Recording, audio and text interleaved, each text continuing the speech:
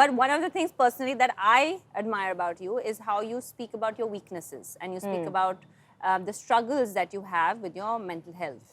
And it may seem weird to a lot of people and thinking that, which is the basic way of thinking that money is the answer to everything, right? Yeah. I am like a hugely imperfect person. I have so many flaws, you know. As we all are. Of course.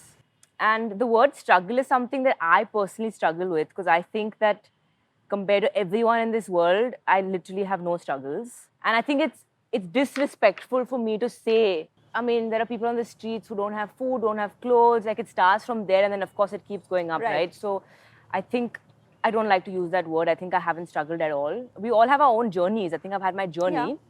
Yeah. When it comes to my mental health, yes, I'm very open about it because I think that it's just like having a physical illness. If I walk, like my slip disc, right? It has nothing to do with where you come from, what you've achieved. It just happened, right? It doesn't see how much money you have. Not at all. It just happens. And I think it's really important for people from all genres of life to speak up when it comes to mental health so that someone out there feels less alone if they're struggling with it because it's so real. Api, you've seen me having a really bad panic attack. You've seen me through multiple panic attacks. Touch wood now, it's been really good. It's been really good. So, Anand, being in the public eye, being not just from the family that you are, but you know, you might have heard of Naomi Osaka, one of the first athletes who actually came out and said that she's not going to do press conferences because of her mental health and the effect it was having on her. She was criticized for it. Some people supported it. She said it was her personal choice. You, on the other hand, and a lot of athletes, including myself, only spoke about my mental health struggles much later on in life. To be very, I'm also a little older than you, so times changed. I battled depression, you know, a couple of times in my life, and I know that you struggle with that. And how important is it to talk about it, not just for yourself, but how important is it to talk about it so that other people are inspired and if it can help them?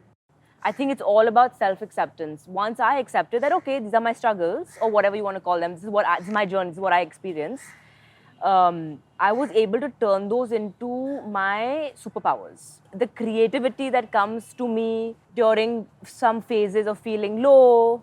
I'm not encouraging anyone to not get better, but what I'm trying to say is that everything that's potentially perceived as a weakness by society is actually your superpower. And I truly believe in this across the board. That could be like being very sensitive, for example. That could be like being an overthinker. Of course, everything in balance, but all of these things that potentially someone thinks, oh, like societally there's something, you know, like she doesn't fit in. Like, that's different. That's different. It's actually your superpower. Yeah. And I am on that cusp. I am able to now do that. So I think it's very important to talk about it so that other people who are going through this realize as well. So for example, Api, literally in my own team, you know, we have like different sorts of leaves. So I have mental health leave as well. So I type in as well, saying, guys, having a bad mental health day, gonna be off, working from home today, please hit me up on WhatsApp or whatever. Like I'm very open with my team. The response that I get from my team, the respect and also the reciprocation, like how many people go through it on a daily basis, whether that's anger management, whether that is different kinds of things. And then they take help for it, right? So it's really like a multiplier effect, I would say. And also, there are so many people, it's still such a stigma, right? There's so many people who are on medications. There are so many people who don't want to talk about it because they're scared they'll get ostracized from society. There's so many people who think they won't get a job.